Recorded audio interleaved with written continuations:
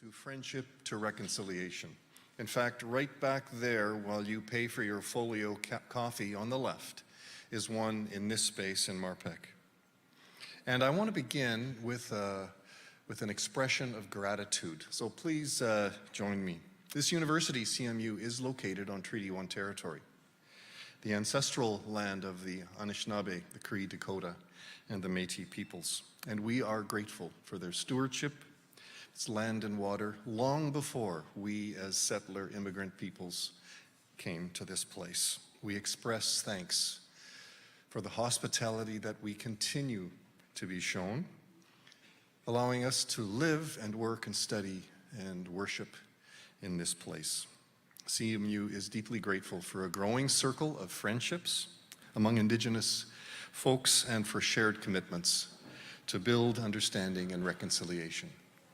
And in that same spirit of gratitude, really grateful for you, for the panelists that are willing to share this evening, and for Dr. Paul Derksen, the Associate Professor of Theology and Anabaptist Studies, who will moderate and lead this evening's conversation. So welcome. Paul, please.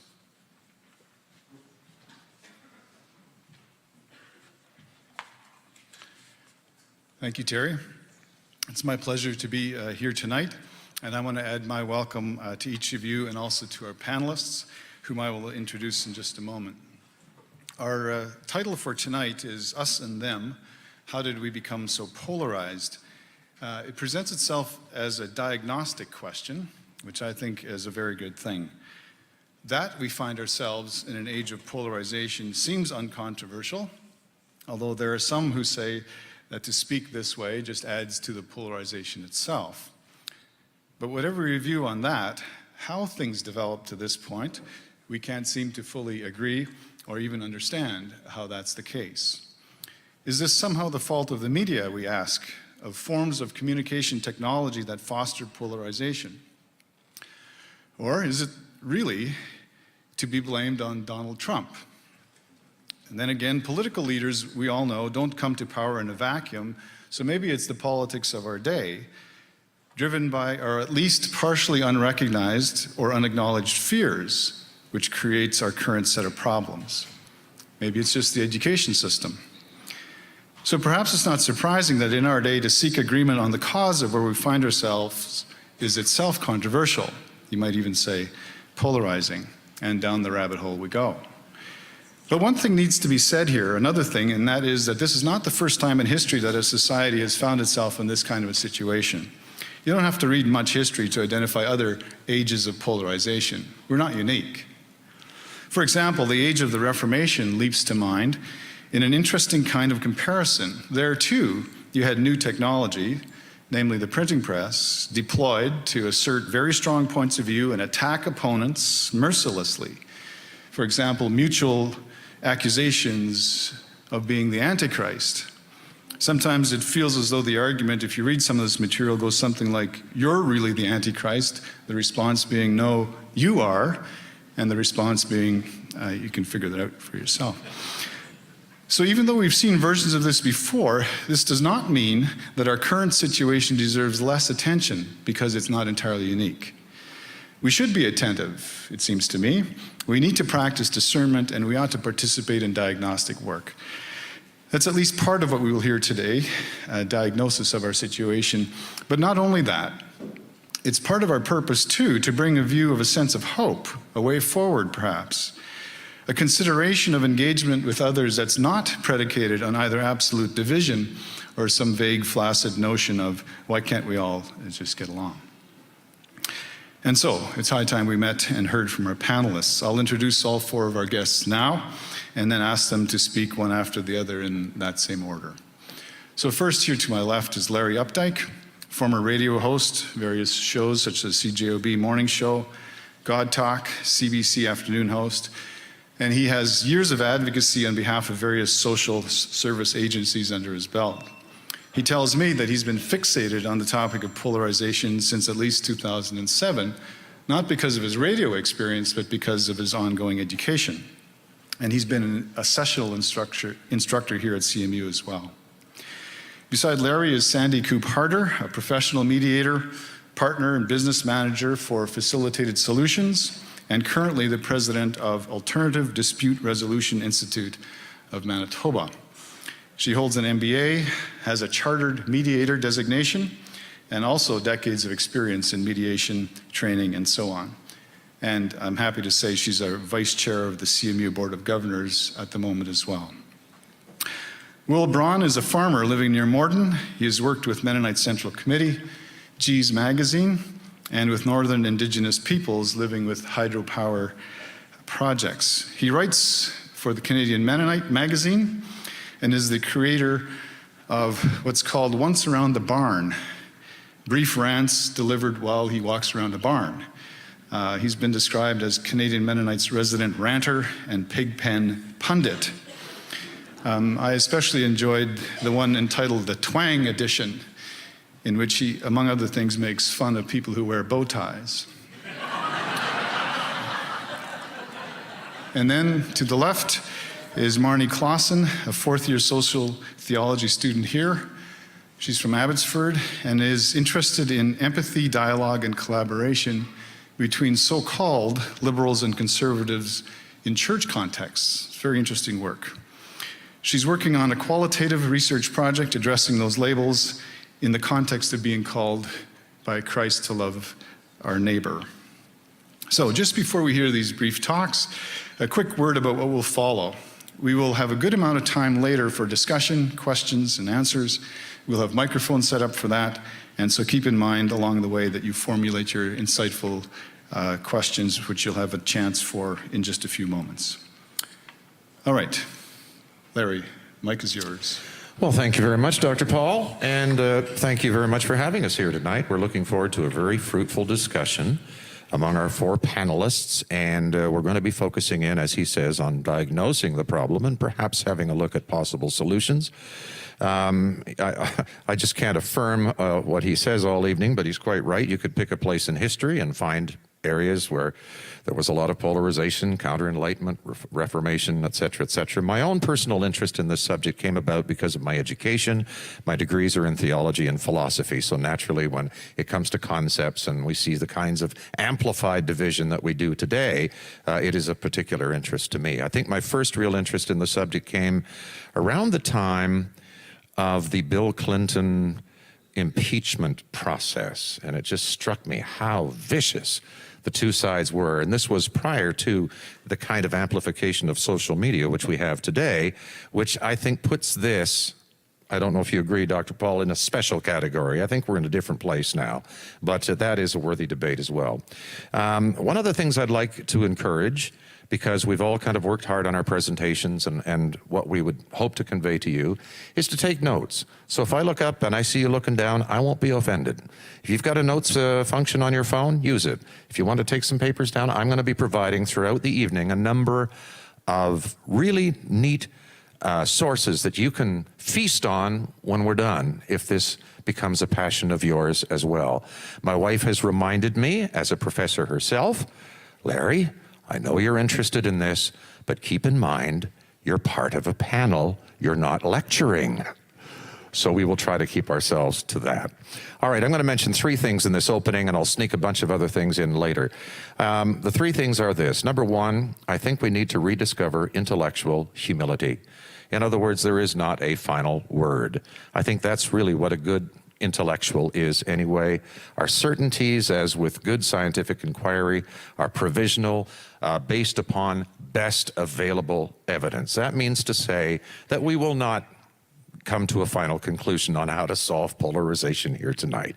But hopefully we will amplify the discussion sufficient that we can take what we discover and maybe rediscover and apply it to new possible solutions. So rediscovering intellectual humility, I think, is a very worthy way to start. Number two, we need to rediscover the concept of pluralism, the concept of peaceful coexistence. And look at here.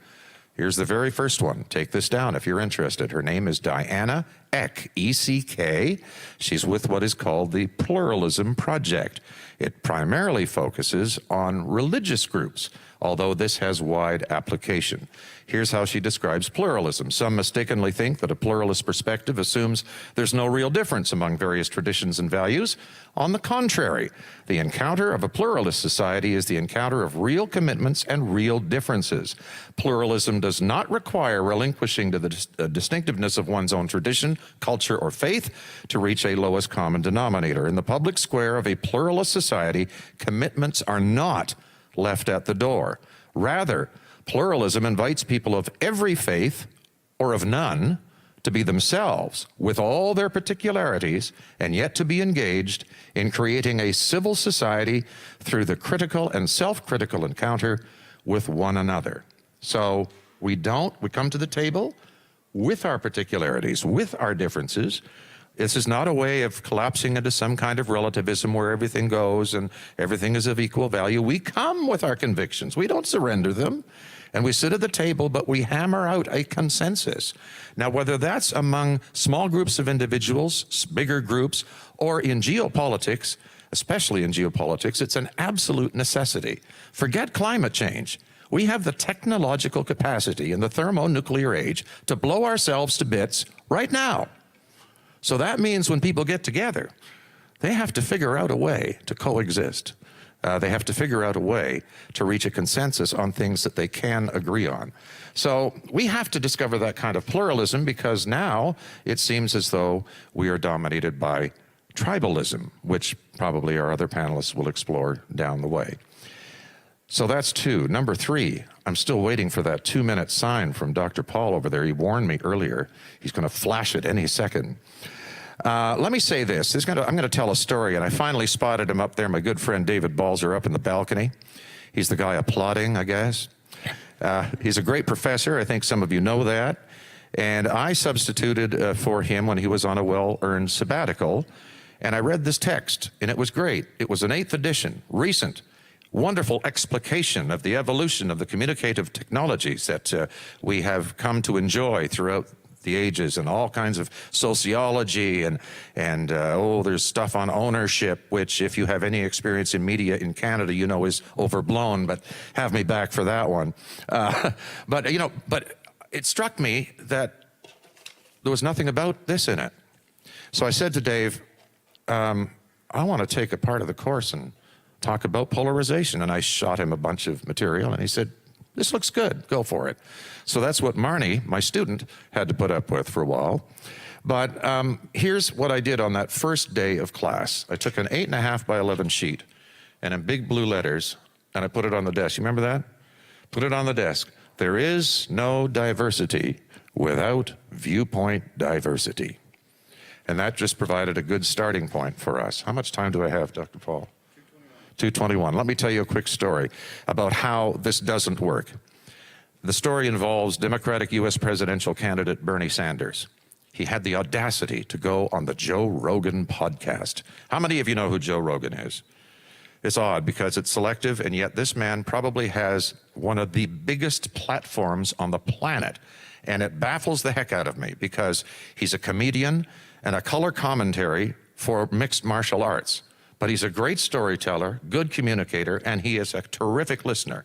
And on this podcast, which has millions upon millions of views and listens, he has a wide swath of people on as guests, right? And so some of them are dodgy, ranging from celebrities and sports figures on up and through to social theorists and academics and what have you.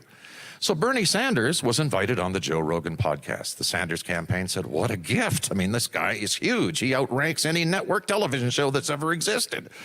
So he went in, had a lively chat. Then in a subsequent interview with somebody else, this guest said to Joe, hey, if you had to endorse a presidential candidate, who do you think it would be? And Joe said, well, I've been looking at Bernie Sanders' record, and he's just so darn consistent. I mean, he's just been, from day one, he's said exactly the same thing. And so for that reason, I think I'm going to endorse Bernie Sanders. Well, the Sanders campaign saw that, and they thought, wow, what a gift. And so they put that on Bernie Sanders' Twitter feed. What do you think happened? Chaos. Should have been a gift, but no. We've canceled Joe Rogan because he had Jordan Peterson on the podcast, that alt-right guy. And he had Andrew Doyle and Sam Harris and some other guys I don't know, right? But presumably who are just completely unacceptable, right? That's how tribal this was. Instead of taking the gift, they said, you should be ashamed. You should be ashamed forever having, number one, gone on this podcast, and number two, certainly for putting it on your Twitter feed. Well, I don't know about you, but that doesn't sound very much like viewpoint diversity to me.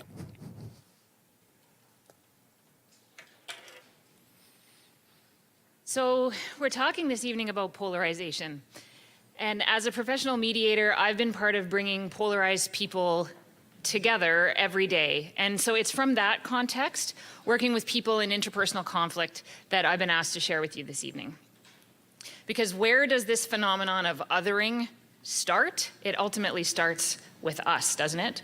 As individuals, and it starts between us in our relationships. Since the mid-90s, I've been involved in helping people have difficult conversations in many different contexts. And these conversations are often polarized. Sometimes people engage in mediation willingly with an honest desire to resolve their differences and improve their relationships. But let's be honest, one of my colleagues puts it this way: most times going to see a mediator is more like going for a root canal. You don't want to go to the dentist, you would absolutely avoid it if you possibly could, but the pain you're experiencing is too much to bear, and you realize that you need some professional intervention. Well, I first met Hunter and Jesse about 18 months ago. They have one child together who's now 9. They've been separated since that child was 2. Over the past number of years, Hunter and Jesse have been fighting through their lawyers, lacking any capacity for basic communication and problem-solving, decision-making regarding the best interests of their child. I don't know how much money the two of them have invested in this fight, but it's in the tens to tens of thousands of dollars. They really appeared to hate each other. The last time they were before the courts, the judge was clearly fed up with seeing these two and ordered them out of court to negotiate a parenting plan and a communication plan. Recently, on another file, a colleague and I worked closely with a faith community that was deeply divided over a recent congregational decision that had passed by a narrow margin. There was a clear and growing division in the church, deeply linked to a lack of consensus about what the church was looking for in its leadership, and also kind of how the congregation envisioned and articulated its very identity and vision and mission. A significant number of young families had left the community as a result of this, and this simply deepened the wounds for those who remained. Children were being drawn into the dynamics of the conflict of their parents. Hurt and anger were raw. The conflict was like an open wound. On the surface, these relationships in both contexts seem hopelessly entrenched, totally polarized, desperately stuck, and they are, because somewhere along the way, they've stopped listening to each other. So much of conflict is not actually about what we agree on or don't agree on. Sometimes we so desperately seek agreement that we lose sight of a much more important element: understanding. When we work at building understanding as the primary goal in these conversations, we have the potential to transform both the conversation and the relationship, regardless of whether we agree or not. Here's the thing. Much of what happens in human interaction exists inside our own heads and hearts. It's private, it's unheard and unseen by my communication partner. The only thing that you can really know is my action, the thing that I say, the thing that I do. You can't see my personal, private motivations, my intentions, my values, the reasons for saying the thing that I said and doing the thing that I did. At the same time, just as my intentions are privately held and unknown to you, the way in which you are making meaning of the words that I say, the way my words land with you, and the impact that they're having on you is also equally private. It's happening inside your head and inside your heart. I can't know this unless we talk about it. And the dangerous reality is that so often, instead of talking about it, we tend to interpret these privately held intentions based on the privately experienced effect that the action has on us. Because if what you said felt hurtful or disrespectful, I naturally assume that it was your intention to hurt and disrespect me. You see how this can get us into trouble.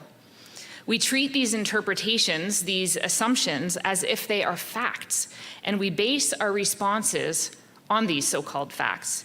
If I believe that you intentionally hurt me, my next action is necessarily born out of that belief, and I just might do something to hurt you in response. This happens all the time in communication, and it happens in a millisecond, and it's very risky. To stop, the key here is to stop that cycle, the downward spiral into defend and attack.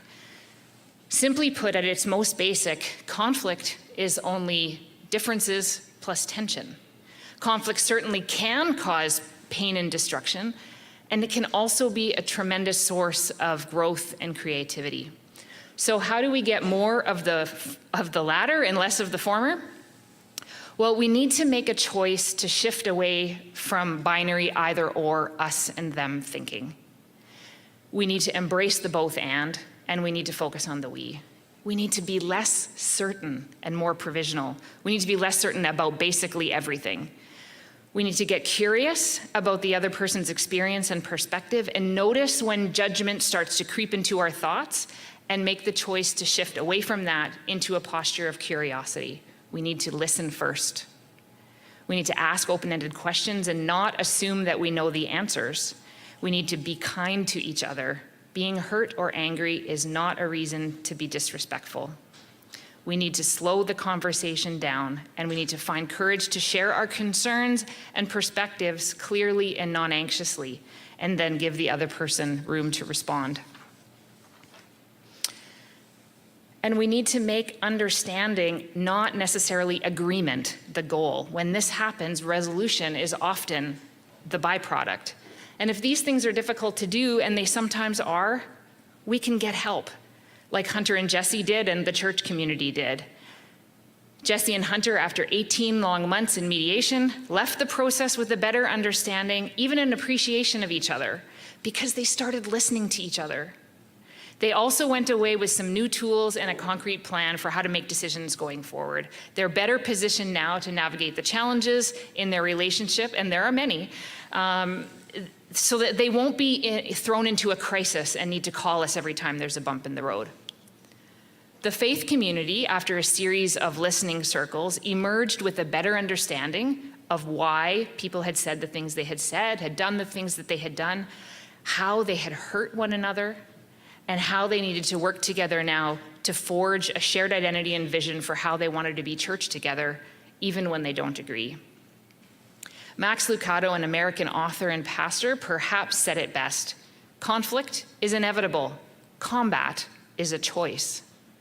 We all have a role to play in bridging differences, big and small, whether that be how we engage as a conversation partner or how we witness as a third-party observer. Are we working at building authentic understanding, or are we just trying to convince each other of our viewpoints? Are we fostering open and honest dialogue, or are we simply stirring the pot? How we show up in these moments, it matters a lot. And it starts with choosing to shift away from that either or, us and them thinking, away from our assumptions and judgments, and to a posture of curiosity. It starts with making understanding the goal, even and especially when we disagree. And that starts with listening to one another.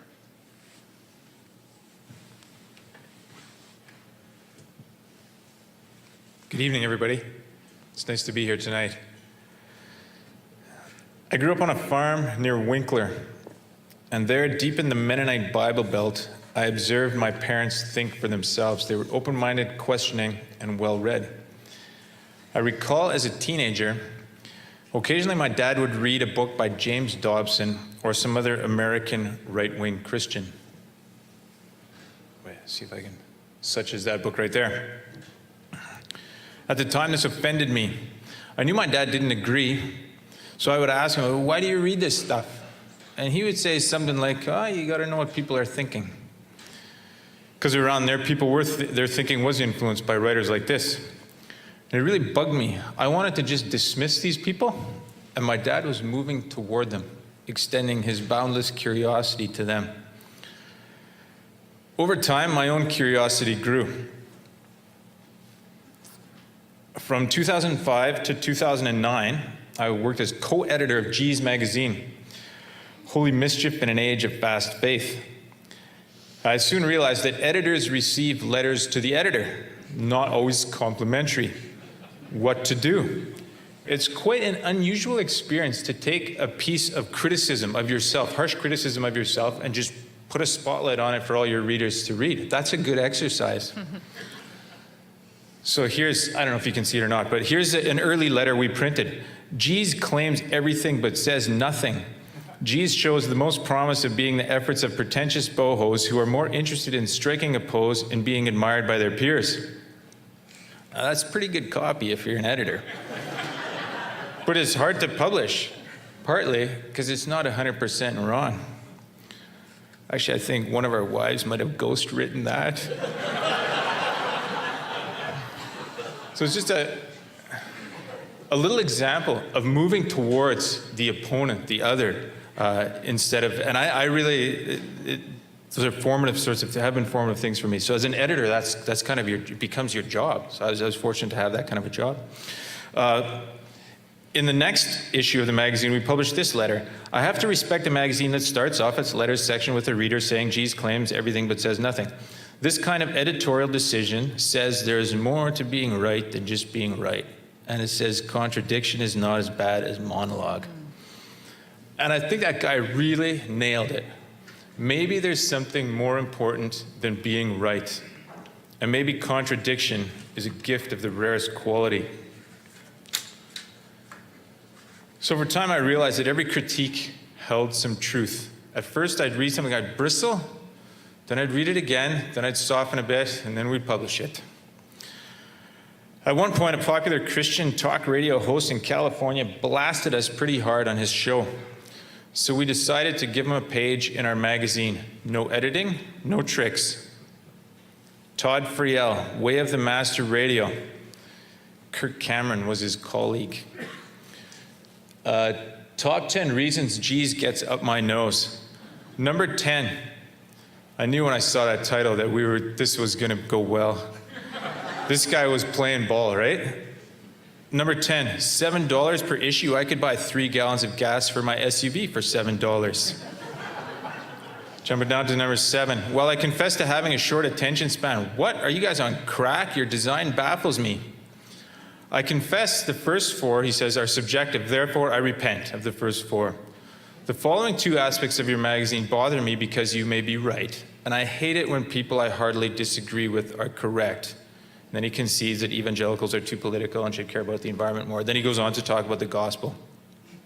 I love reading this stuff. Like a right-wing blowhard modeling depolarization and like being a sport about it. And so maybe depolarization can even be fun. And these small things for me were formative experiments in depolarization. Fortunately, it was my job to sort of adopt this depolarized, partially, from time to time anyways, depolarized posture. Now I have a different occupation that also forces me to practice depolarization, that of a journalist. So I'm on the staff for Canadian Mennonite Magazine, which serves the Mennonite Church Canada denomination.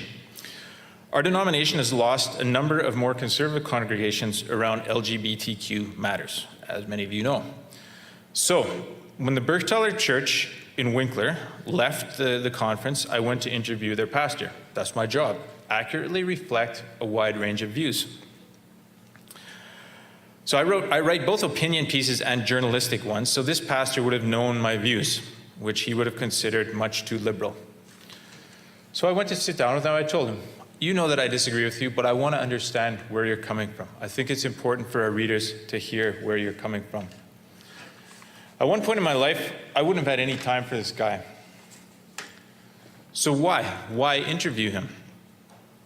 Even though I think he's wrong. 2 reasons, one strategic, one spiritual. I know of no other way to reduce polarization. That's sort of how I see polarization. Two groups of people yelling at each other with a gap in between.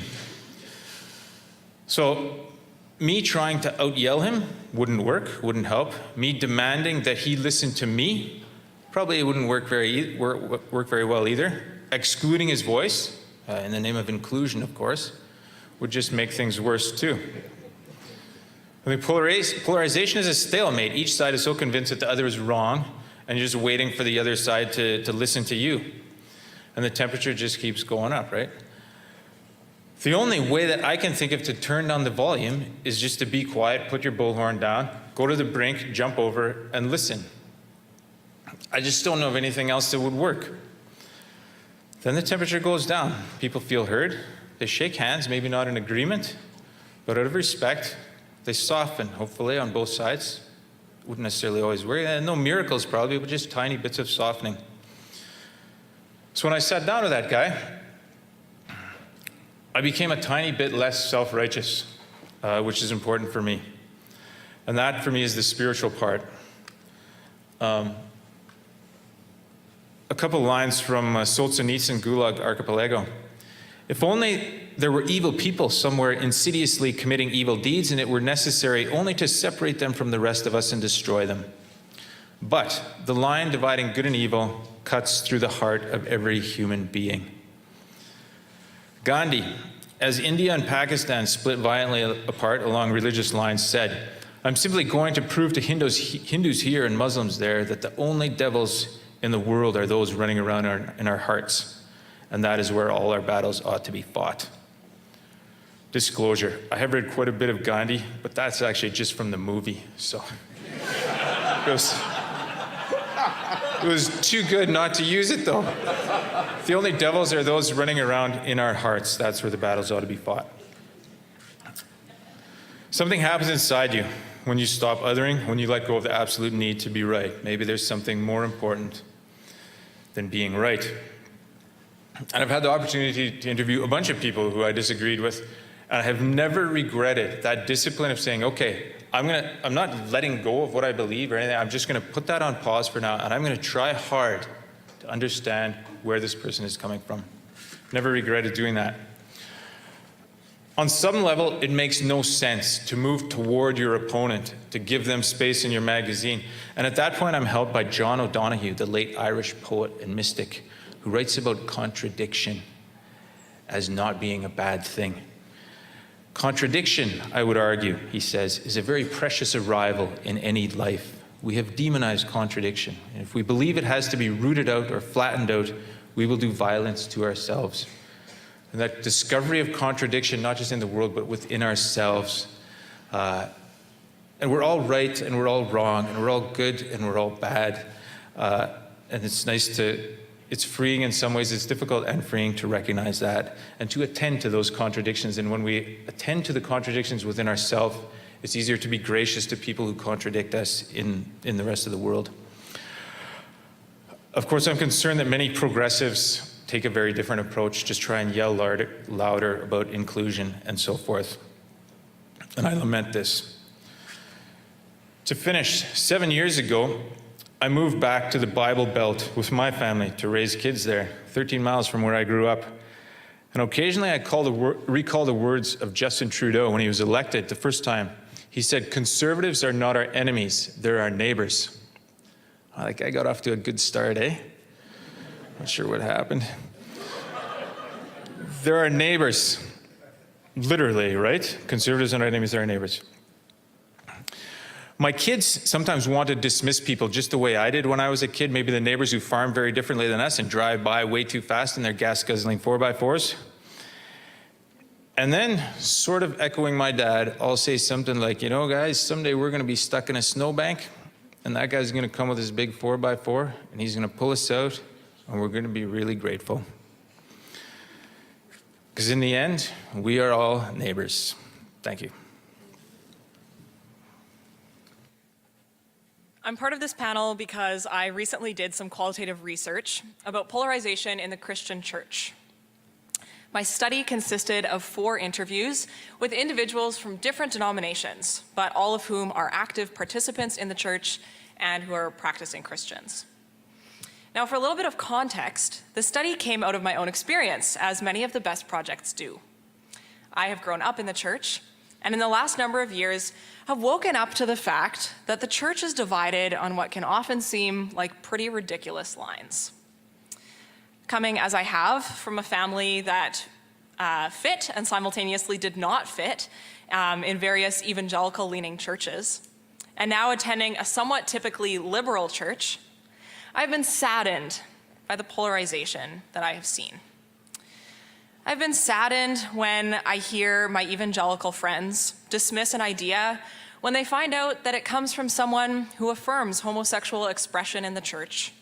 And I've been saddened when I hear my self-identifying progressive or liberal friends use evangelical as a dismissive or even slurring term. So from these experiences, I began to wonder, how do Christians with such different worldviews understand and experience the gospel's appeal to love their neighbor?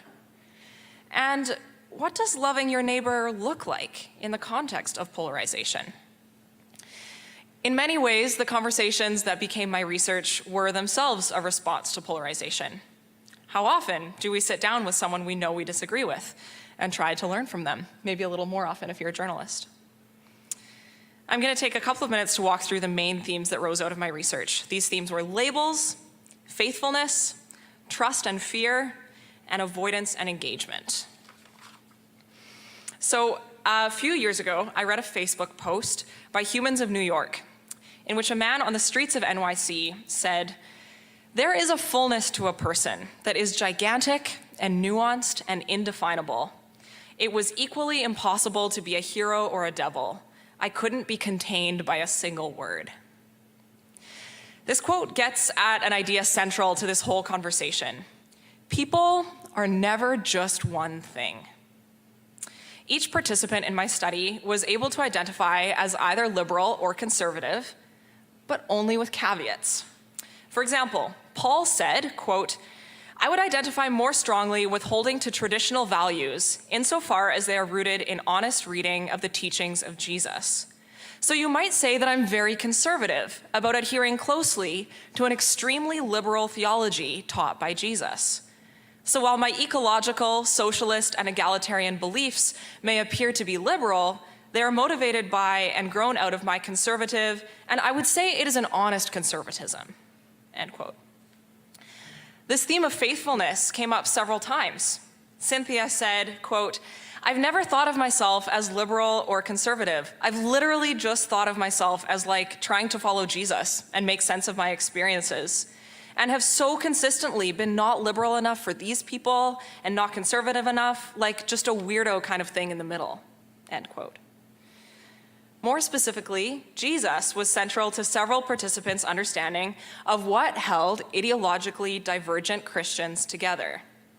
Audrey said this, "We need to actually just go back to the basics and figure out where we lost this like personal love of Christ and having it as the motivation rather than having social agendas or like, I don't know, the desire to be right as the motivation of our behavior." This desire to be right often comes up in connection to trust and to fear. Martin hinted at the way we're largely afraid of conflict when he said this, "There's definitely a culture nowadays of like treating someone as your ally until they say one wrong thing and then they're just gone and it's over." On the other hand, Paul talked about the church he grew up in, which is multi-denominational and located in a small town. He said this, "There's trust that people aren't going to leave, right? Mostly because it's pragmatic, but in a city context where there's other options, that may be different. But to have like a sense of faithfulness to our community." And then he went on to say, "We fear splits more than we love each other, I think. We're motivated by fear more than we're motivated by love in our conflicts." Overall, there was a sense of discouragement by the way that conflict is happening. Discouragement at the sense that when people disagree, they judge each other's character. On the other hand, Martin said that we will learn to deal with conflict when we learn that people are diverse and that nobody is the same. which sounds a lot like the Humans of New York quote I mentioned just a moment ago. Perhaps the largest element of polarization, whether you want to read it as a contributing factor or as the thing itself, is avoidance. Speaking for myself, I've noticed a shift in my social interactions since moving from Abbotsford to Winnipeg, a larger center. These days, I spend time mostly with people I agree with. Even in my church, the risk of disagreement is minimal. Before I moved here, I may have had a more difficult time finding people with common worldviews, but I also put a lot more work into engaging with people who were very different from me. Here, I'm part of a church and a broader community filled with people who are a lot like me, which is wonderful, and which is also safe. What was very interesting about the responses to polarization suggested by my research participants is that most proposed solutions were primarily interpersonal. Few were systemic. These suggestions largely had to do with conversation and conflict. So for example, Paul said, quote, "I think part of loving your neighbor in conflict is being open to being swayed. The key is to listen honestly to people, even when it's painful, because we are called to love, even when it's not convenient," end quote. It was clear that we can only overcome differences with people we are actually in relationship with. Knowing opens the door to loving or caring for. Cynthia said, "The more we use those labels and go into our camps, the less likely we ever are to know each other." Individual and personal intentions to practice active listening are excellent steps. Certainly, we need to practice these things more. That said, polarization will only increase as long as we continue to associate only with those who are like us. So where does this research leave us? I'm not sure, to be honest. It leaves us with lots of personal action, but I'm not satisfied with putting all the responsibility on individuals. But perhaps it also leaves us with a call to live dangerously, to put our safety at risk by trusting the indefinability of others.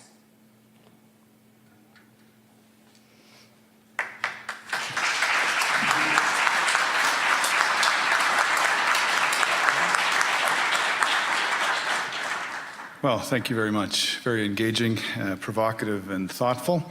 And I'm very grateful for the evident preparation of these remarks. We'd like to extend the conversation even further in ways that you, the audience members, would like to explore. And so you're invited to come. We have a microphone up here in the middle aisle, and we'll also have 2 roving microphones. And what we'd like to do is we'll end the evening at the latest at 8:30, so it won't go on forever. But what I'd like to do is get in as many questions and responses as possible. So my suggestion is that you come to the microphone or indicate that you'd like a roving microphone just by raising your hand. Please begin with your name and then pose your question. You can either identify a specific panel member to whom you would like to address your question, or you can throw it out there for any or all of the panel members. And I think there's room for panel members to engage each other as well as the occasion arises, as the opportunity arises. I want to encourage us all to engage and ask and answer pretty succinctly. I hope this doesn't feel too constrained. That's not the intent here. But the intent is to hear from a good number of people over the next few minutes. So, your name, a brief focused question, a brief focused response, and we'll be able to hear many voices here tonight. So, the floor is open. I invite you to participate, please.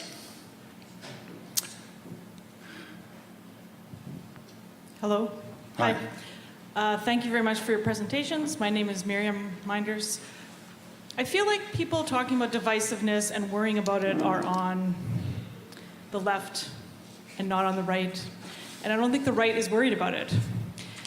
They're worried about winning and beating everyone down. And in response to that, I say, all right, let's take it to the mat or whatever. So I would just like if someone could address that. I'm not exactly sure of the question. Are you saying, Can you just reformulate that again? Your point of view on the left. The right part I got. I didn't get the left. Just people who are worried about this, I guess what I wonder is... You're saying people on the left are the only ones concerned about polarization, that people on the right are not? Yeah, that's how I'm going to characterize it, yeah. Let me direct your attention to an Arthur Brooks. He used to run the American Enterprise Institute, which is a right-wing think tank. It's a biggie, often consulted by conservative media in the United States and Canada too. He had an awakening a couple of years ago in which he said something is deeply wrong. And as a conservative, he coalesced around a bunch of other conservatives. They wrote a book, and the book is called Love Your Enemies. How about that? Love Your Enemies. And he began to travel around the country, and it's a best-selling book, but he also does a distillation of it on YouTube, so you can find that. It's about 10 minutes. It'll be worth your while. And it goes to what Marnie referenced about loving your neighbor. I'm going to quote the scripture. You have heard how it was said, you will love your neighbor and hate your enemy. But I say this to you, love your enemies and pray for those who persecute you. So for Christians, it's not even optional whether you're on the left or right. But I would gently challenge your assumption, I'm afraid. Anyone else from the panel want to respond? I can really only speak to what's happening in the church because that's where most of my focus has been directed. But what I found encouraging coming from, if you want to call it the right or conservative-leaning people, where these concerns do come up is in conversations about faithfulness and conversations about church unity. So I think the language looks different, and I do share some of your concerns. Like I'm not ready to say that you're wrong because I think there's something to your comment for sure. But I think we have to listen for different language because I don't think. I think the language of polarization is left language, but I'm not sure if the concern is a left concern. Does that make sense? Okay.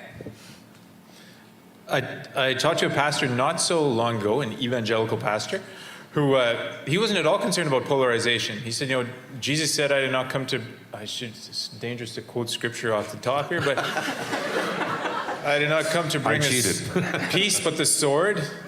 Set parents against children. So he was like, we just got to win the battle, basically. So then you think, yeah, okay, that is not everybody's concern, polarization. So I think there might be something to what you say. Even if that's the case, though, that I think people on the left who are concerned about polarization mean they just want the right to shut up sometimes. Like it's not, I think that's sometimes what it is. But no matter what people believe on either side, I think the only way to address Trump is to listen to his supporters. To put it bluntly, like how else are you there's something there, right? He's tapped into something important and the left is just missing it. So the way to go after it is to check in with those folks.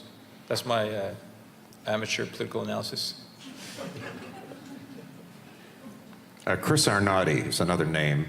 He's written a book, it's a bestseller in the last year. It's called Dignity, Seeking Respect in Back Row America. And he went and embarked on that very project. He traveled around the United States. He was a Wall Street analyst and a banker, and he was a wealthy guy, and he quit. And he got in his sedan, and he drove all over the Rust Belt and the Midwest and all of those places that are affected by the economic downturn that has resulted from aspects of globalization where manufacturing jobs, other jobs have gone elsewhere. And he just would sit, and he made a point of going to a McDonald's in every town and sit down and listen. And the book is a revelation, and it goes straight to your point. And he's absolutely right. We are not listening. We're not listening at all. Is there another question?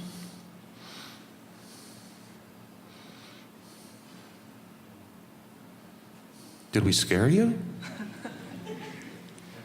Where's the fellow who listens to me sing? He told me that if it starts to tank, I should start singing to you. We're not there yet. There you are, right over there. I'm getting close. Okay. I'm wondering about goals. I heard you talking about listening to one another lets you respect each other more. Well, that's nice. I have an older brother who's a climate change denier. What I want is for him to turn around. And maybe he wants the same of me. But I think it makes a great deal of difference to the world which one of us wins. Specific person that you're addressing this to, or to the panel generally? Panel in general. Thank you.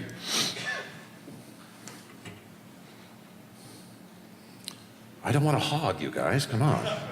Okay, I want to refer you to another source, okay? It's a really interesting article because it's one thing to believe in climate change, all right? I would suspect most people would be more or less like yourself on that front, varying degrees of passion.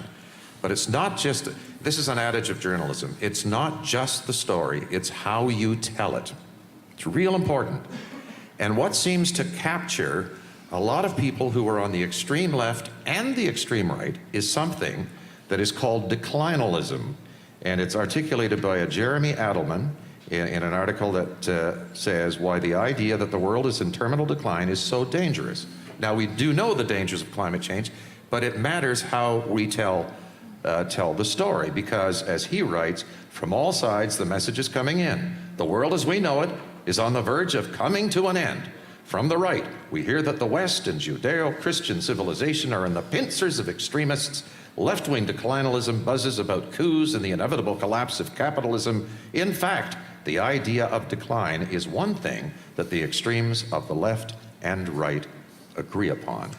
So we have to tell our story a little bit different, and we also have to kind of try to figure out why the resistance to climate change is so fierce, because it isn't always what it seems. It may not be just an out-and-out denial of the science. It may have to do with the habitat that people are living in. It may have to do with the fact that people feel threatened by that. They feel bewildered by it because they're living in an area in which if we enact some of the action that we think is so desperately needed now, it's going to leave them in desperate straits. They end up saying to themselves, well, I'm going to be paying the cost. You won't. See how important it is to tell the story right? Got to work on that. Narrative, it's everything. Other responses? I think you're really on to something when you talk about kind of the goal of the conversation or the goal of the exchange.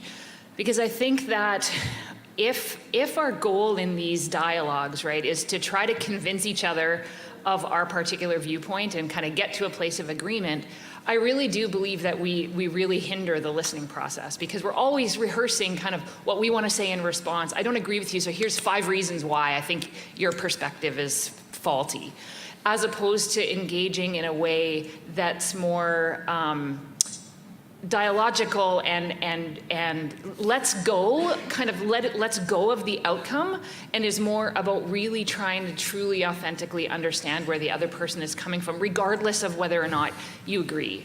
I think that's a really that's been an important journey for me, for sure, personally, and the freedom in the concept that understanding doesn't necessarily equate to agreement, and nor should it, right? And so I think the way that we think about how we have the conversations makes a difference. Yeah, thanks for raising that. Absolutely. I also just want to affirm that it's hard. Like, yeah, to have, like, you're right. Whoever wins this conversation, like, they have very different outcomes. And so as soon as you prioritize listening, and say that the relationship matters more, that's a hard decision to make if that's the decision that you do make. So I don't have an answer for you, but those are hard priorities to set. Yeah, conversations matter. They have weight. I use the word strategy in my comments because I think, like, it does. You're absolutely right. I think it matters a great deal, of course, who wins. So then I think about, why do people resist? And maybe part of the reason they resist is because environmentalists are so bloody self-righteous, right? So then let's be less self-righteous so our message is more palatable. Sorry for being so blunt. I used to call myself an environmentalist. I don't anymore. Because those people drive me nuts sometimes. Because, and it's so evident, like the condescension is so evident sometimes in the way people speak. So bring some like intellectual humility, I like that term. So I was once challenged, like, on this climate change stuff. So a reader gave me a hard time. So I realized, I've never studied the climate skeptics. So I almost hit delete on that email, but then I said, I'm going to take this guy seriously. I'm going to study this stuff. I'm going to find the best arguments of the climate skeptics. It's a good exercise. It did not change my mind, but I realized I understood better where people are coming from and maybe a little bit of the resistance. So just in terms of strategy, it matters, but I think you still got to listen. There's no way around acting in a depolarizing way, even if it's just for the sake of coming out ahead. I'm not sure if I totally believe that. But Fair enough. this is. You Can we sure- edit this for the internet later? Or We always said it do. Well, we always do. Yeah. There's a question in the back there. Hi, I'm Darian Neufeld. I'm a communications student here at CMU. I would like to address the paradox of tolerance, like the idea that for a society or a group to be truly tolerant and accepting, it cannot be tolerant of intolerance. And so I'd like to ask the panel, like, where is that point where you can no longer engage kindly? Where is the point where, like, you can't meet in a place to negotiate, and like you need to put your foot down and stand up for, and then stand up against, like what you see as great injustice? Was that for anyone in particular? Go, Marnie. Oh. You can do it. I gave you an A. Thanks, Larry. She earned an A. She earned an A, sorry. Guy with more I would hope education so. than me just kind of corrected That was a that. good paper I wrote you, Larry. It certainly was. No, I need a second. Somebody else say something. Boy, that's tricky. I don't know if there's any hard boundaries. Did you want to say something, please? I mean, on the one hand, it's like that great political philosopher who's no longer here. His name was Kenneth Minogue. He said, and I've got the quote right here. I love iPhones. Here we go. Here we go. He that wrestles with us strengthens our nerves and sharpens our skill. Our antagonist is our helper. I think it's a pretty good way, a pretty healthy way to look at interaction when you're in different spaces. As to, I don't think there are hard boundaries. You're asking for something I think that's almost impossible, and I think that at a certain point you will have to make a decision, but that decision is going to be yours. Would you agree with that? Yeah, I mean, I think it's a really tricky question. It's a really tricky issue. And it's the idea of kind of ending a relationship, essentially, right? Because of the difference, irreconcilable differences, as it were, right? I think that's a deeply personal, decision to make. And I guess when I think about that,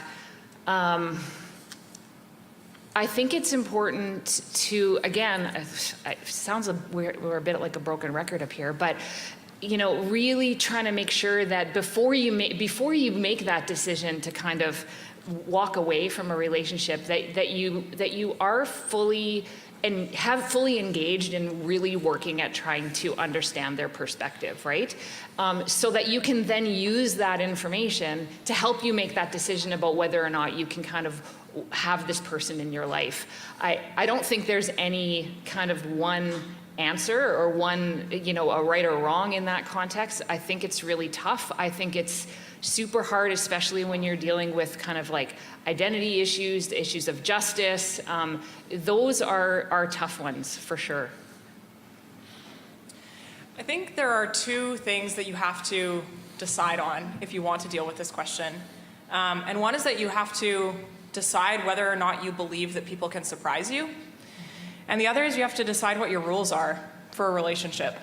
I have an aunt, my Auntie Deb will just say, in a particular relationship, she'll actually name it. She'll say, these are my rules. And she'll say, this is how I expect to be treated in this relationship. And I think if you are able to articulate both of those things, you can separate the person from their action, because you understand that if you actually believe that people can surprise you, you're also saying that they're more than their action. I feel like I'm not articulating this well. There are lines that people have drawn on which they would say, like, I don't want to be in a relationship with you because you're exclusive, that I wouldn't fit on the right side of that line, right? And you wouldn't. And probably everyone in this room would not fit on the right side of some line that somebody has drawn. But if the line becomes about behavior and not about character, that changes the conversation. And it opens up space to be in relationship with people because you're not assuming who they are based on how they've treated people in the past. I think that's what I have to say. Briefly, I had a chance to interact with Cree people up north who experience very extreme injustice. So I think this question really, it's bang on, it's very important. And I guess I think there comes a point when you just say what you have to say, period. And yeah, where you're not trying to depolarize, or you are just saying what you feel is your truth and you say it as strongly as you can. But even then, I think you would say that in the hope that the bad guys, that there's some possibility of them changing their mind, right? Because that's what you want. I don't know. Thanks. Please. Okay, I'm quite nervous and anxious speaking It's in fine. front of this many people, but I'm curious if we could speak to a perspective of like the negativity bias, perhaps from like a psychological point of view in this, because, and if I could have it repeated, the scripture that was quoted from Jesus about the sword, I came to, if you don't mind. Did not come Before I to bring continue peace, on my but the question. sword? Uh-huh. Is that right? I don't know, but I think, so I had think this it is. thought come to my mind when you spoke that about, my thoughts are that perhaps a part of that wasn't so much about starting war and holding up a sword to another as the idea that, like a sword is very sharp and it cuts.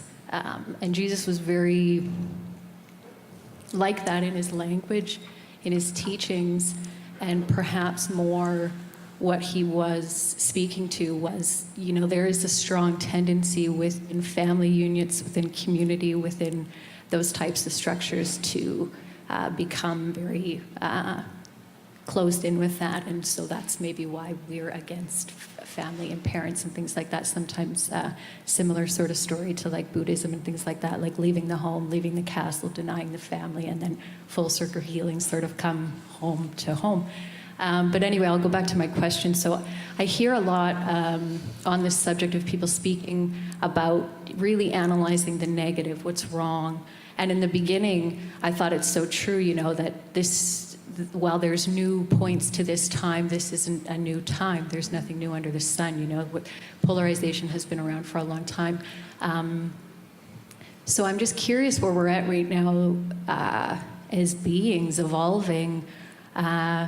In this city, there are, I don't know how many different religious groups, and I could walk into any of those buildings and be welcome. So coming back to the negativity bias, I'm wondering if any of you know about like organizations, individuals, conversation, information that is actually pointing out all of the ways in which we've actually been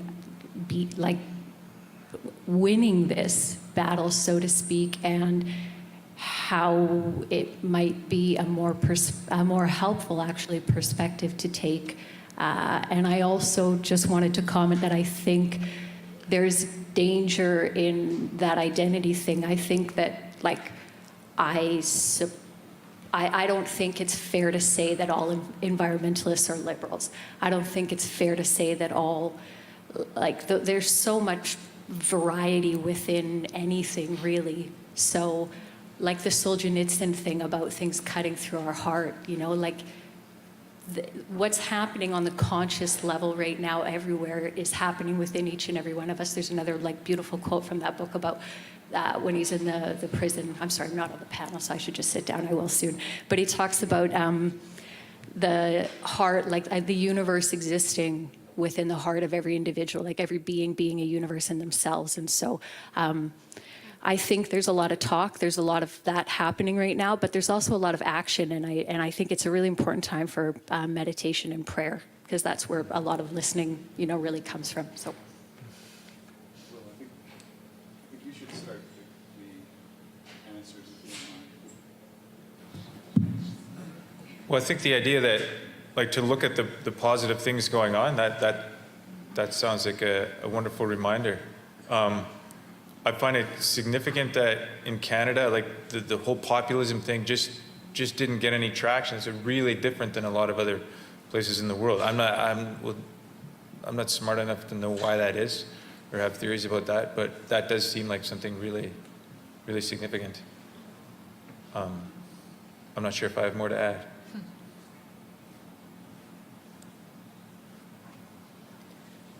In terms of the positive pieces, right? And I mean, I think from my perspective, working with individuals and people in relationships kind of at the more micro level, not at the macro level, right? I see that hope all the time. I really do, right? When people can sit down who feel so far apart and can engage, in a way that allows them to still be true to themselves and yet listen to the other person and come out the other side of that process with new understanding and a plan forward. Like I do see we are all capable of doing that, and people do it all the time. And I wouldn't be able to do the work that I do and stay engaged in it if I didn't see that every day. And so that's really important to me. And I think it's you raise an important perspective and a good reminder to kind of be able to not just dwell always on the negative and what's kind of not working, because I think there are moments of hope all around us. And I think that's really important. So thank you. Thank you. Terry?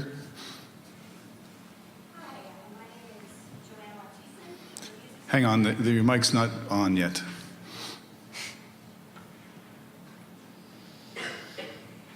Hello? Perfect. Hi, my name's Joanna Laptison. I'm a music student here at CMU. I'd just like to say I'm glad I used this as a form of procrastination this evening. I really enjoyed your presentations. They were really actually very moving. I have a question for you, Mel, I believe it is. Yes, did I get the name right? Will? Will, sorry. Will, Oops. sorry. My question is, I lived for quite some time in a part of the US that was very segregated, a deeply polarized part of the country, Texas.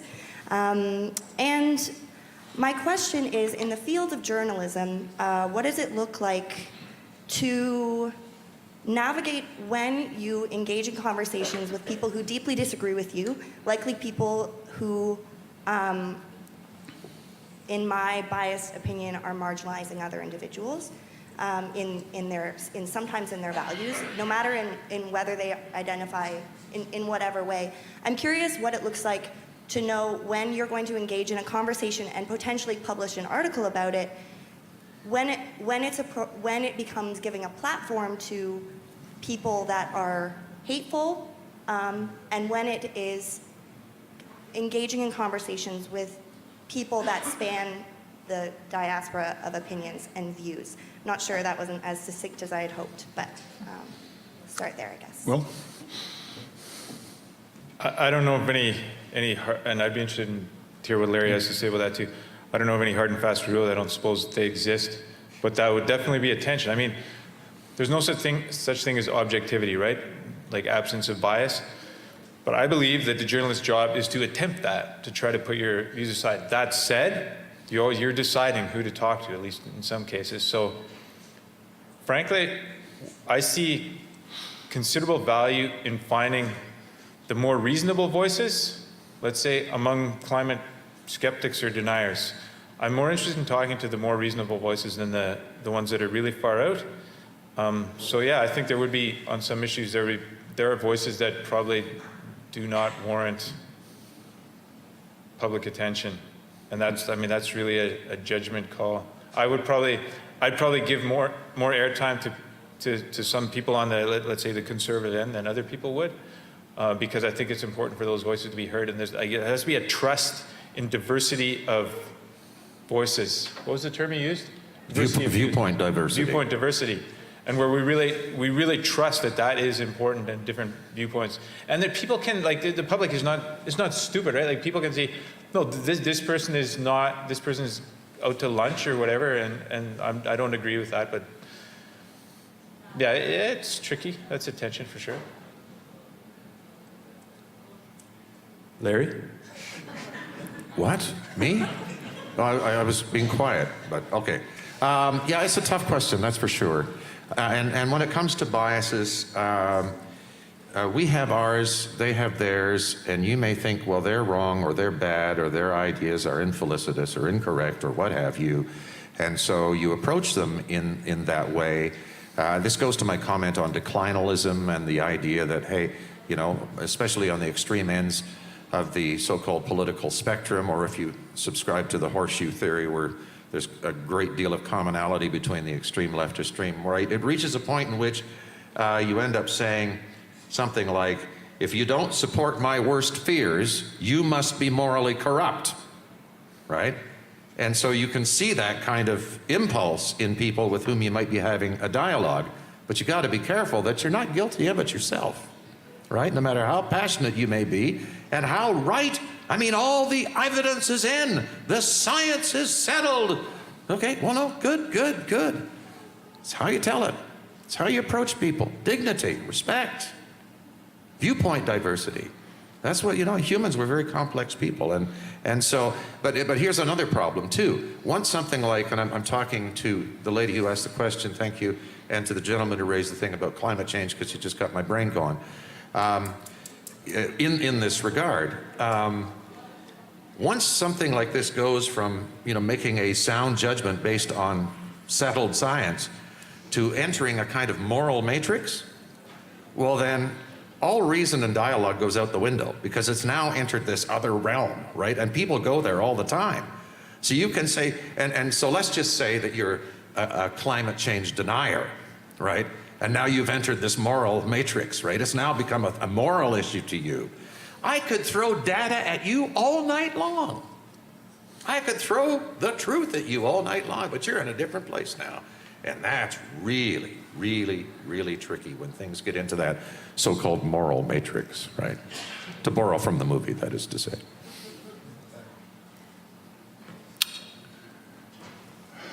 I'm going to go back there, and then we'll go back to this mic here. Hi, I'm Gabby Taylor. I am a student here, also a journalist. But you were all in positions of being able to go into places to hear more than one opinion. But for most of us, we are only able to hear one opinion at a time. How can we be better active listeners and seek other opinions? For the panel, Gabby? Yeah, anyone who wants to answer.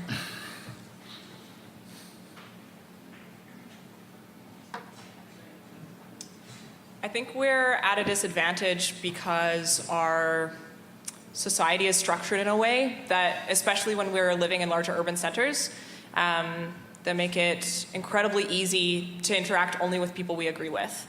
And so if you live in a small town, chances are you're going to be interacting with people you disagree with on a regular basis. And you'll have an opportunity to practice radical dialogue, you know, in line at the grocery store.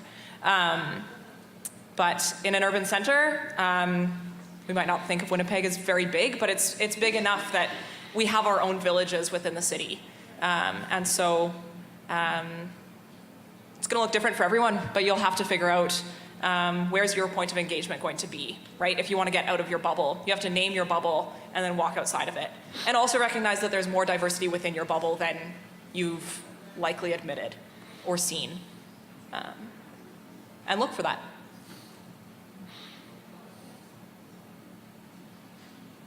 A conservative friend of mine sent me an essay by James Lindsay, I think his name is. It's a very smart deconstruction of social justice.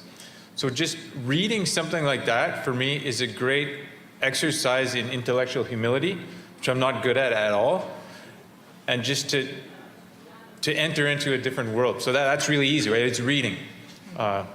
In terms of people, I just, like Sandy talked about curiosity and the idea of just, like sometimes I'm really curious. Like I found out our neighbors, they support the People's Party of Canada. It surprised me. Like I'm really, like a little flabbergasted, but also like really curious. Where does that come from? So that experiment, I didn't do well at this experiment, but the experiment of asking, like, I'm interested in how you ended up with those views. Like when you do have a chance to connect with people who have different ideas and see where it goes. So curiosity, I like curiosity. Now, there was another question there, and then we'll go to the floor mic here. Terry, there's a up here, please. Thanks. My name is Lorraine Mackenzie Shepherd. This is a question for Will in particular. How do you negotiate the difficult dance of being a social activist that focuses on my truth and being a mediator that focuses on the truth of the other without betraying either side? Briefly, my experience is failure at that. And I'm thinking particularly of Israel and Palestine. And I remember there was that discussion in this very place here. I don't know who else was here at that time. There was only one viewpoint expressed, but there were multiple viewpoints in the room. And my experience of that was that it didn't go very well because there wasn't space for other viewpoints. But how do you make that space without feeling as if you're betraying the social activist concern about that particular truth that's being presented?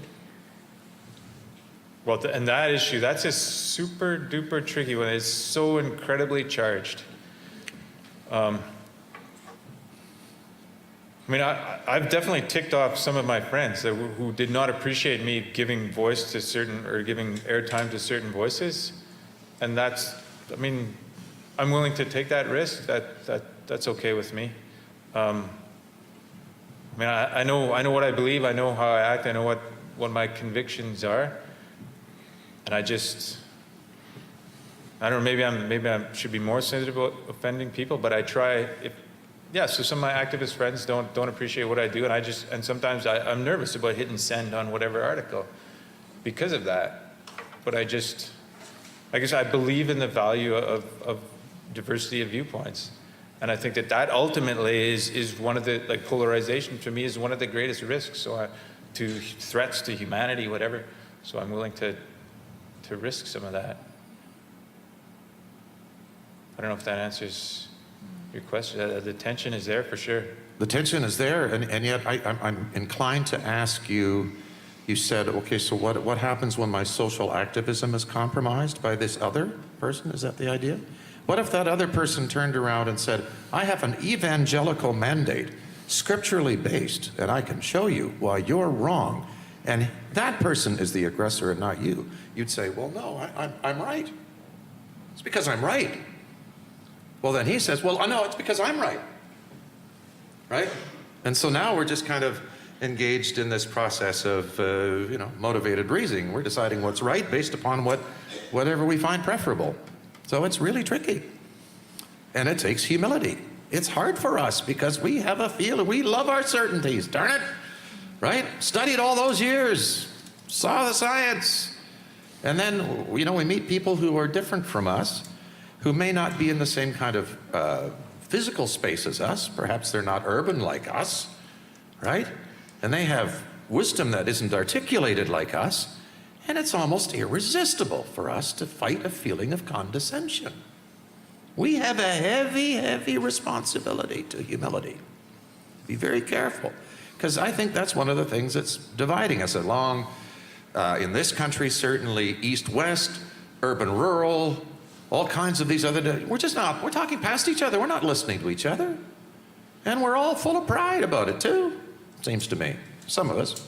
So I think the challenge is there. And I mean, if you go to my trade, which is journalism, like his, broadcast journalism, it's sort of like, our idea here is to report, if we're doing news reports, without fear or favor, right?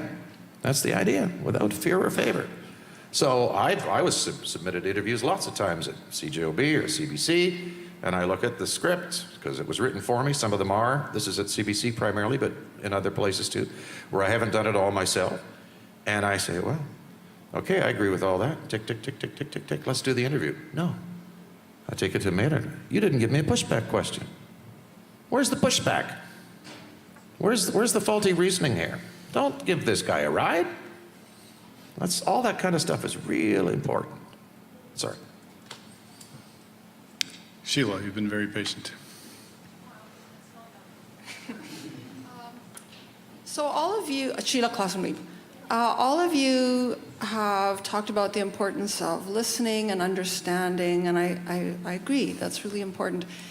And but if you sit and listen and really try to understand someone and get into their skin, that's risky because you might change your mind, right?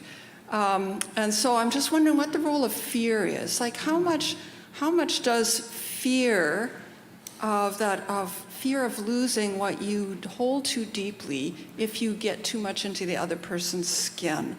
And I wonder just about how much polarization is driven by fear. But that like if I really listen to someone who's of a different religion than me, I might change my mind. And would that be so I'm wondering about the role of fear in all of this, and if you want to speak to that. Thank you. I think fear is absolutely central to polarization. I think you just hit the nail on the head. I think we're afraid of being wrong. I think we're afraid of people cutting us off or cutting us out. Yeah, I don't even know if I need to say anything more. I feel like you just said it. I think fear is right at the center. And so you have to decide what the opposite of fear is and then live into that somehow. So if that's trust, well, whoa, that's radical. Where is that? How does that work? How are you going to trust someone who has a different worldview than you in a conversation? It's a totally different paradigm. I almost wonder if fear is our default paradigm. Fear, ironically, feels safe. And I wonder if we need to develop a paradigm of risk. But I don't know what that looks like. How about this too? So you're confronted with something you may be afraid that well, what if it does? What if it does change your worldview? Maybe that's not such a bad thing. Very hard for us when we get older, right? You get up to a certain age and then you kind of get ossified and it's very, very hard to change your point of view. And so it takes, the older you get, I would say, the older you get, the more intellectual courage it takes to change your worldview, to be open and to be flexible. And so when somebody does that, I think sometimes that's to be applauded. I think of what Menno Weeb has told me. He's a Mennonite elder who's been very important to me. He said, hold on tightly with one hand to what you believe and reach out with the other hand, which works to me. Like I think there's fear and insecurity, right? Like we all deal with our various insecurities. I think polarization has a lot to do with that. So, but if you can hang on to something tightly and then you can reach out with the other hand. I'm kind of drawn to risk taking, including in this realm, so it's like an adventure. I think we got time for two more. So one in the back with Kevin's mic, and then Moses, will let you end off the evening with a bang. Please. My name is Corey Lewis, and my question is, I'm going to use a phrase, I'll just make it up, called distance from the data.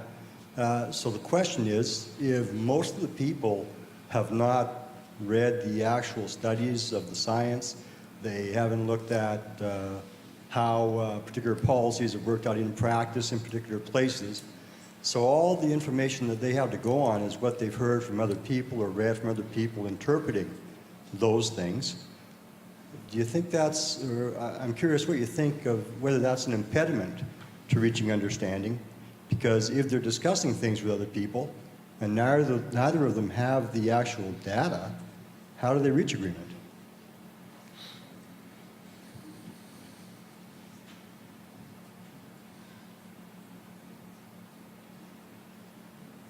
Oh man, I hate starting first. It makes it seem like I'm hogging. You guys? No?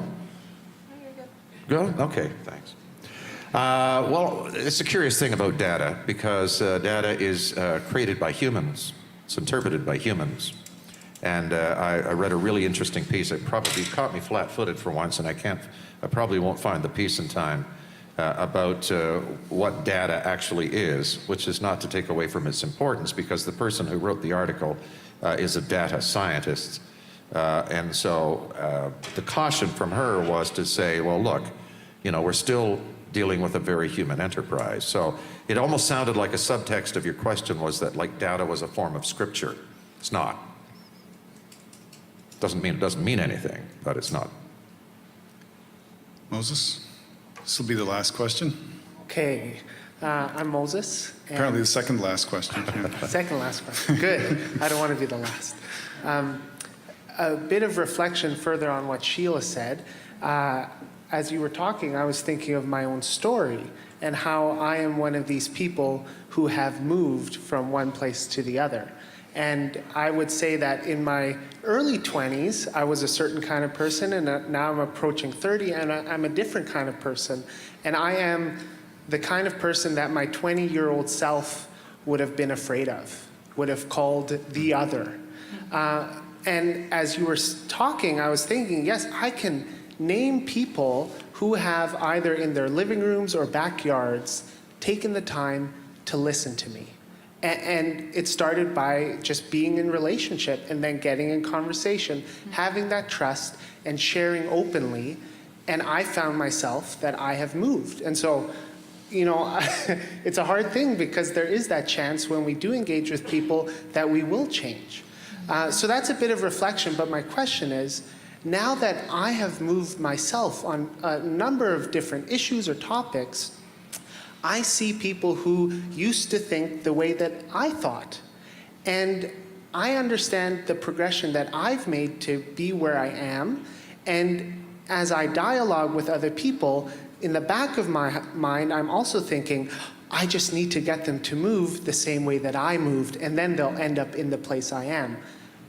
I mean, like, so I don't know if what I need from you, either some affirmation about my hidden agenda, or like, what do I do with that? Well, I think you kind of answered the question already in terms of even just your own experience of feeling heard and understood, right?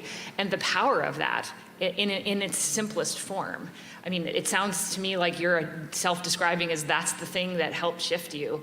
And so I think so often if we can take the outcome, take that idea of, you know, I want to change this person's mind, or I want to get this person to change their perspective, if we can kind of move that to the side of the conversation or side of the table, and really just focus on working at kind of making sure that person's feeling heard and respected and valued, that's the most powerful kind of motivator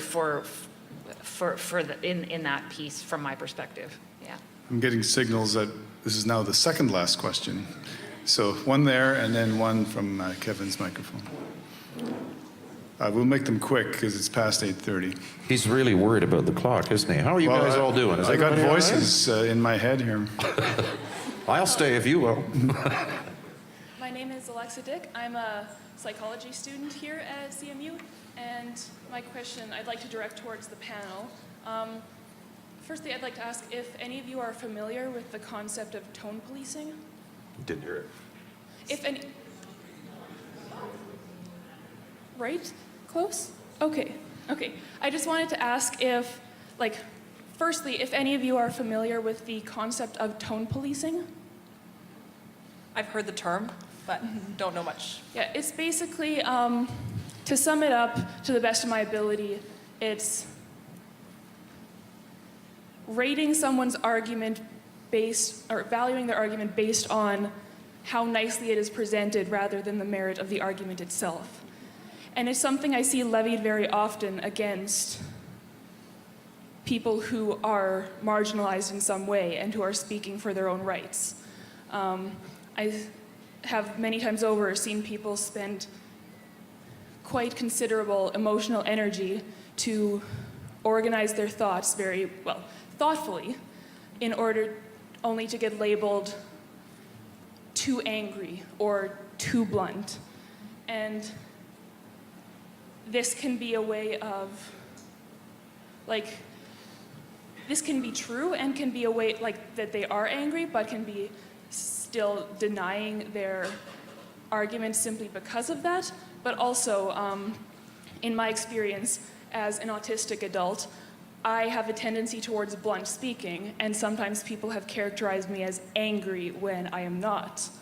And I'd like to hear what your thoughts are on how this idea of policing someone's tone comes into the conversation of respectful dialogue. Thank you.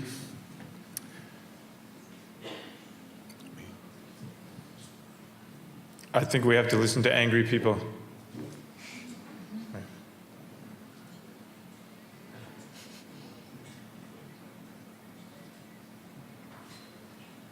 People express themselves, and it's good that humans are expressive creatures. And it sucks that tone policing is a thing that devalues important arguments that might not be heard again. Yeah, I think it's there's a difference between a conversation that sounds respectful and a conversation that is respectful. And so, yeah, I think that's just going to be wrapped up in yeah, who's talking and what kind of trust there is between them. Last question. My name is Jennifer DeGroot. So we're all adults here. Adults tend to understand nuances, and they understand that people are coming from different viewpoints. And even if we don't understand, in our bodies, we can at least understand intellectually. I'm raising 2 children, and children understand things and like to see things in black and white. And I don't live in an urban setting. I live in a rural setting. And my viewpoints, the vast majority of people around me would be horrified by most of my viewpoints. And that includes the right as well as the minority left, the majority right as well as the minority left. And I've made a joke to some people recently. I said, in the last year I've realized that my opinions on just about everything are different from just about everybody I know. Is that honestly a safe way to raise children, to have parents like me?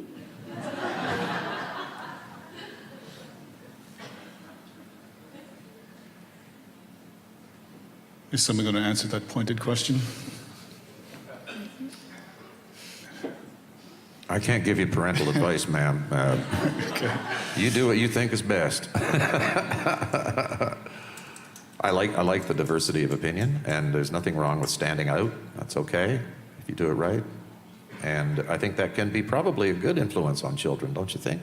Independent thinking, critical thinking, evidence of it, conveyed through the expression of opinions, not formal theory or anything like that. But I think if kids see evidence of that, I think it's a good thing. So you're a good mom, probably. Can't turn somebody down who's at the mic. Tony?